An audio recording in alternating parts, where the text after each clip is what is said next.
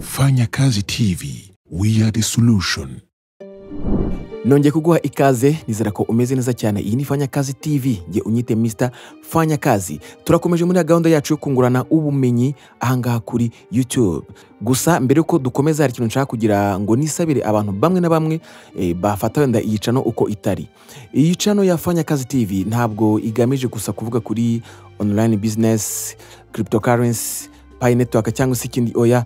Iyi channel igenda igerageza gushakisha cyangwa se gusubiza bimwe mu bibazo abantu baba bakunda kwibaza, haba amagroup ya WhatsApp tubamo, haba za Telegram cyangwa se ahandi hose, tukareba ikibazo gisa n'ikigoye abantu, hanyuma tukagikorera ubushakashatsi ku bumenyi dufite n'ubushobozi dufite, tukagerageza kuba twashaka igisubizo cyafasha buri umwe wese. Rero hari nk'abantu baza hano tuvuge niba aje afite ikibazo kuri Pi network, yareba nk'ubushakashatsi twakoze cyangwa se video twakoze, akadufata nk'aho twadukora muri core team cyangwa se twaba turi ba nyiri umushinga wa Pi network. Ntabwo ariko bimeze. Video dushyira ahangaha nizo tuba twakora ubushakashatsi kandi dushingiye ku byo tuba tubona byaba bijya guhuza n'ukuri, cyane ko hano kuri YouTube abantu benshi baza bavuga ibyo bashaka bitewe no gushaka views. Hari n'abambwiye ngo mbashaka views ntaho utanazishimira, ariko ari views zije mu nzira nziza kandi video yakozwe ikagira icyo ifasha abantu. Rero hano tuba twakoze ubushakashatsi, ufite igitekerezo wagitanga muri comment, ariko twirinda amagambo mabi, amagambo yo gukoresha imvugo zitakwiye. Ntabwo ari byiza nubwo buri muntu wese yemerewe kuvuga ibyo ashaka. Muri makiro karako kantu nuzajya ubona video nk'ingi ntunyurwe, ushaka kuvuga twende mu nkoreye video cyangwa se mu nkore ubushakashatsi kuri iki kintu, tukagerageza aho kumva ko hano ariho uje gusanga ibisubizo by'ibibazo waba wibaza ku kintu runaka. Reka rero twikomereze. Uyu munsi tugiye kuvuga ku kintu rero gikunda kugora abantu kucyumva, nyamara wenda tunagikoresha ariko mu buryo tubyumvamo wenda ugasanga harimo nk'utuntu tusa n'ututugora. Niyo mpamvu umunsi tuje kuvuga ku kintu cya cryptocurrency. Cryptocurrency turaza kumenya niki, tuze gusobanukirwa cryptocurrency exchanges zo zikora gute, ese niki, tumenye ubwoko bwazo, tumenye ibyiza ndetse n'ibibi byazo, nicyo tugomba kwitondera mu gihe turimo dukoresha za crypto exchanges. Hanyuma hari n'andi magambo cyangwa se amaterme akunda kugora abantu kuyasobanukirwa, nk'ijambo blockchain n'irindi jambo risa naho ari rishya kuri bamwe aryo smart contract, ndetse tumenye n'uburyo bikora. Hanyuma rero kubera ko iyi video ishobora kuza kuba ndende, hano hasi twabashyiriye ama chapters cyangwa se igice cyangwa se buri cyiciro cy'umutwe runaka, ku buryo aho uza kumva utari interest cyangwa se udashishikajwe nabyo, ushobora kujya muri description ukareba noneho ugakanda ku gace karimo icyo ushaka gusobanukirwa. Twagiye. Reka duhere kuri iri jambo rya cryptocurrency. Ubundi cryptocurrency ni iki? Cryptocurrency ni ifaranga rikoreshwa mu buryo bw'ikoranabuhanga, rikaba rishingiye kuri blockchain technology cyangwa se ku ikoranabuhanga rya blockchain. Nanone mu yandi magambo twavuga ko cryptocurrency ari ifaranga rigezweho rifasha abantu gukorana ubucuruzi badakoresheje bank, rigatanga umutekano ukomeye ndetse rikagira ubushobozi bwo gukorwa na buri wese ukoresheje internet. Aho ritandukaniye n'andi mafaranga asanzwe nk'amadolari cyangwa se amafaranga y'u Rwanda, nuko ntabwo rigenzurwa na banki nkuru cyangwa leta runaka. Icya kabiri, rikoreshwa binyuze kuri internet gusa cyangwa se kuri murandasi. Icya gatatu, rikoresha cryptography cyangwa se uburyo bwo gukoresha imibare n'amabanga kugira ngo ribone umutekano. Iyi mibare n'amabanga cyangwa se ni imibare na code. Noneho n'iki kintu cy'ingenzi dukwiye kumenya kuri cryptocurrency. Icya mbere, ntabwo igira iforomo cyangwa se forme, icyo bita physical form. Ni ukuvuga ngo ntabwo ushobora kubona cryptocurrency nk'igiceri cyangwa se inoti. Icya kabiri, ribitswe kuri blockchain. Blockchain nayo turaza kuyisobanura nyuma. Hanyuma ikindi ni uko ngo rihita ryoherezwa mu buryo bwihuse. Ni ukuvuga ngo amafaranga yo mu bwoko bwa cryptocurrency yoherezwa mu buryo bwihuse kandi ahantu hose ku isi mu gihe gito. Niba tuvugera amadolari ushaka gushyira mu Manyarwanda, ntabwo bisaba ngo ujye kuri bureau de change bavunjishe usanye ngo ryazamutse ryamanutse, oya, ni ako kanya kandi mu gihe gito cyane. Hanyuma nanone ikindi ni uko hari ubwoko bwinshi bwa crypto. Urugero tuzi nka Bitcoin, ni ifaranga rya mbere rya crypto, rikaba ryaratangiye muri 2009. Hari irindi ryitwa Ethereum, ni ifaranga nanone rifite ubushobozi bwo gukoresha smart contract. Iri jambo rya smart contract naryo turaza kurisobanukirwa. Hari USDT cyangwa se USDC. Aha nayo bayita ama stable coins cyangwa se nama coins ari stable, afitanye isano n'amafaranga asanzwe nk'amadolari cyangwa se ama-euro. Hari nanone za BNB, Solana, XRP, ADA. Aya yose n'ama crypto akoreshwa mu mishinga itandukanye. None wakwibaza uti cryptocurrency ikora ite? Uburyo bwa mbere no kwandikwa muri blockchain. Aha rero bavuga ko iyo umuntu yayikoresheje cyangwa yoherereje undi muntu crypto, iyi transaction cyangwa se ukuguhererekanywa bibikwa muri blockchain. No kuvuga ngo aya makuru hari ahantu ahita abikwa. Hanyuma aya makuru abatambutse cyangwa se iyi transaction igashyirwa mu mibare yihariye imwe twavuze hejuru cyangwa se code, ku buryo nta wabasha guhindura iryo hererekanya ngo abe yashyiramo se ibitari byo. Ibi kandi rero uburyo bitandukanyemo n'andi mabanki nuko bikorwa mu buryo bwihuse cyane. No kuvuga ngo amabanki yo asaba igihe, ariko crypto iyo uyohereje ni igihe gito cyane ku buryo ihita igera ku muntu uwo ari we wese. None wakwibaza uti crypto wayibona gute cyangwa se wayikoresha gute?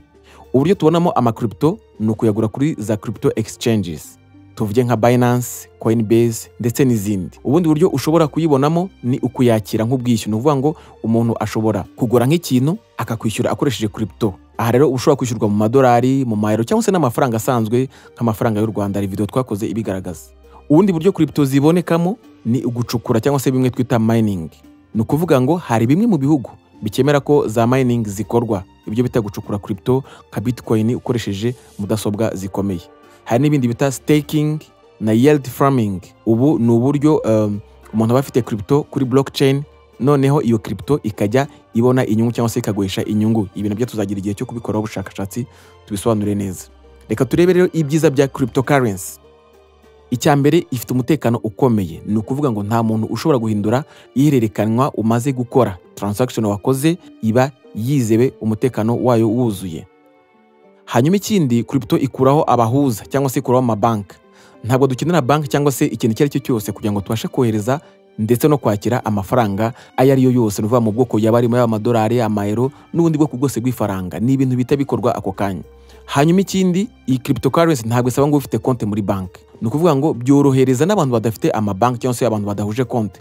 Ni ukuvuga ngo wowe iyo uguranye n'umuntu cyangwa se ushaka kohereza umuntu, uhita ubikora bitagombye gusaba ko mujya kuri banki cyangwa se bitagombye gukenera konti ya banki.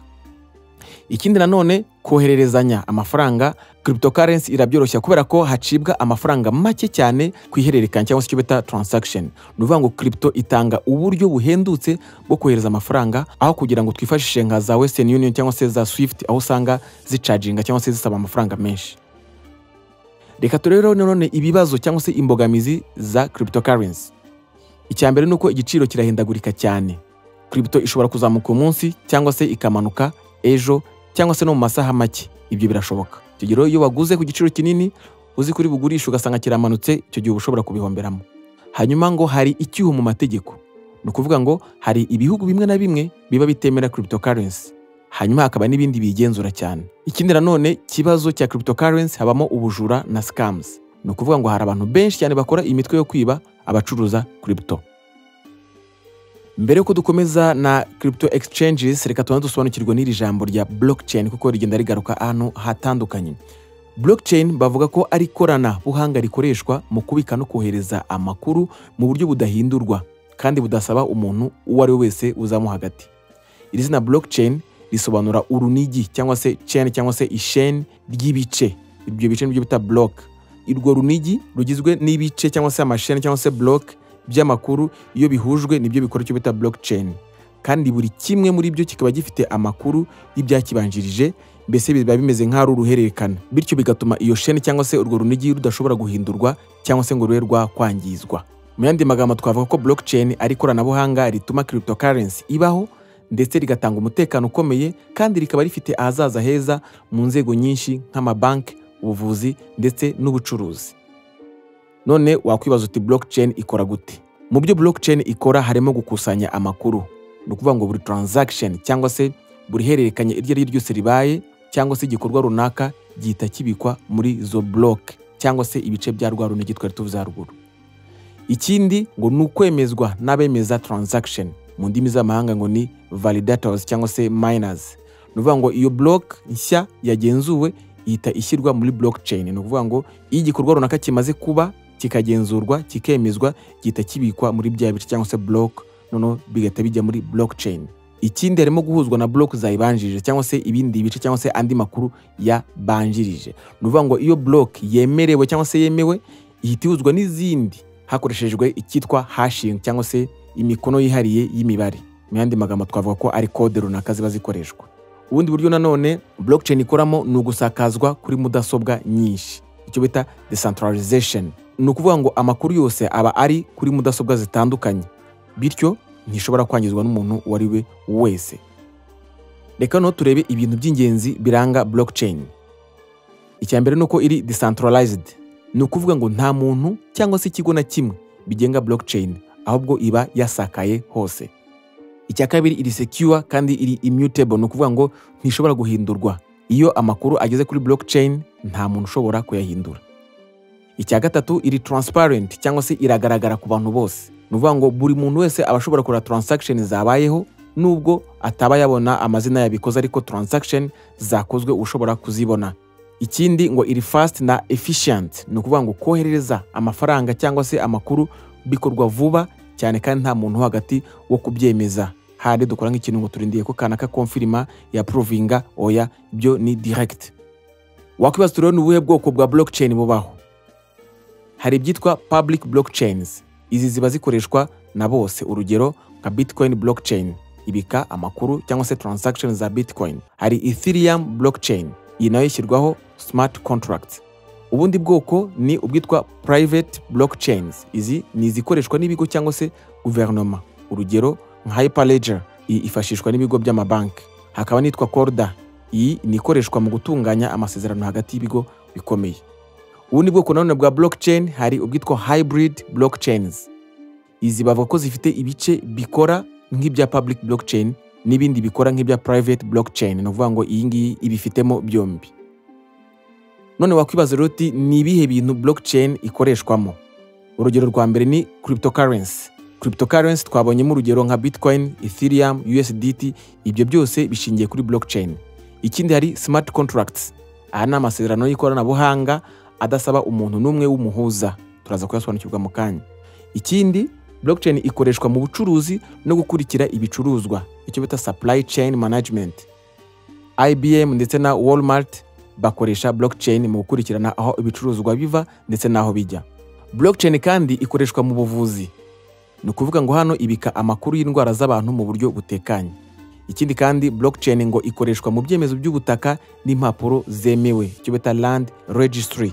Blockchain rero hano ikoreshwa mu gufasha abantu kugira ibyangombwa bitazamo ruswa. Reka noneho turebe ibyiza bya blockchain. Icya mbere nuko iteza imbere umutekano, nta muntu ushobora guhindura amakuru cyangwa se kuba yabeshya amakuru yashyizwe muri blockchain.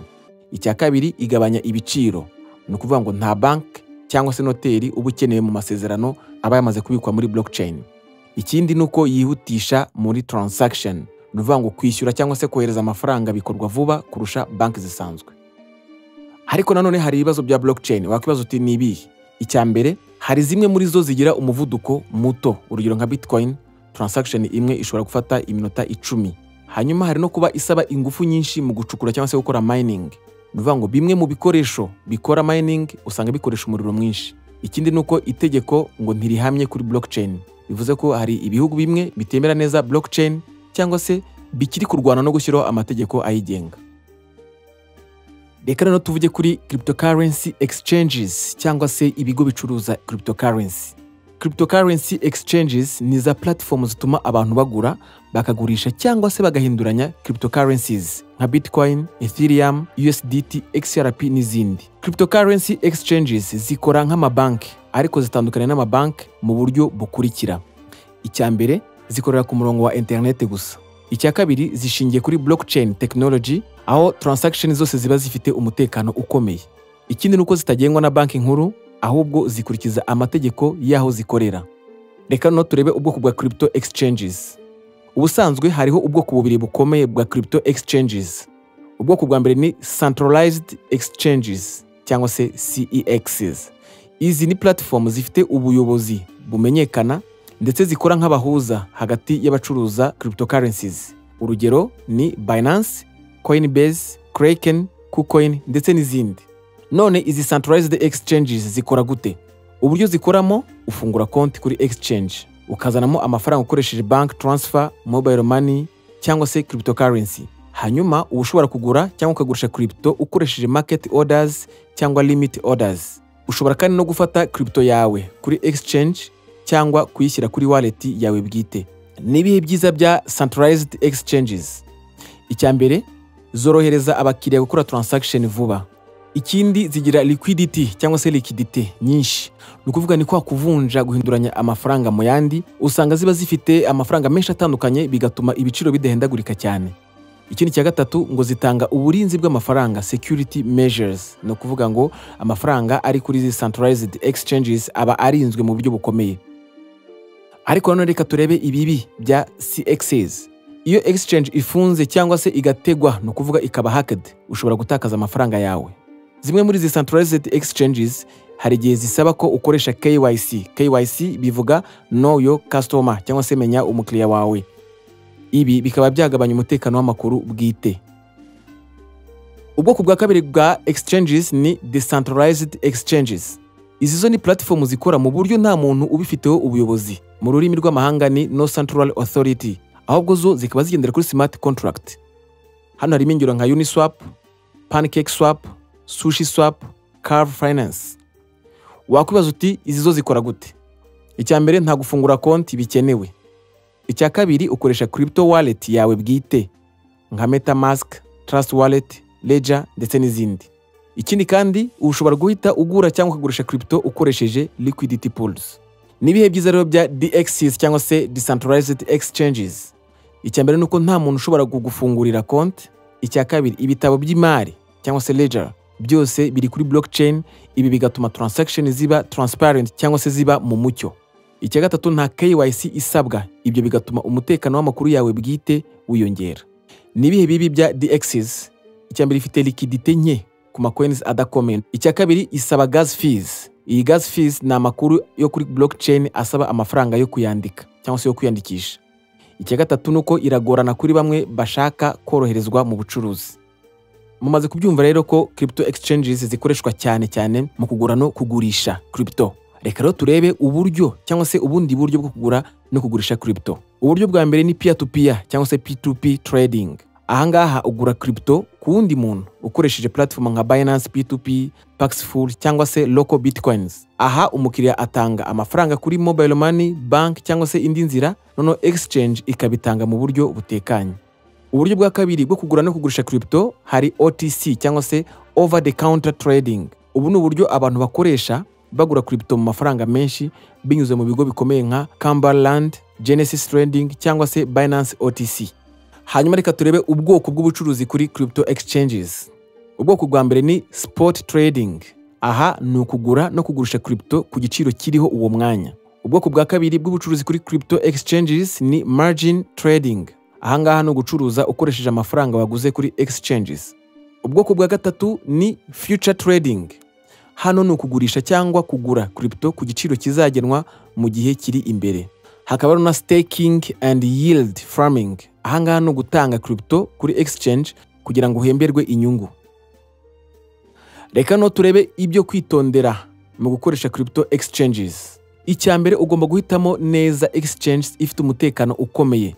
Ikoresha 2FA cyangwa se two factor authentication. Ahangaha ni uburyo bwo kugenzura umutekano w'ibyawe, cyangwa se indi ikoresha cold storage ndetse n'ibindi.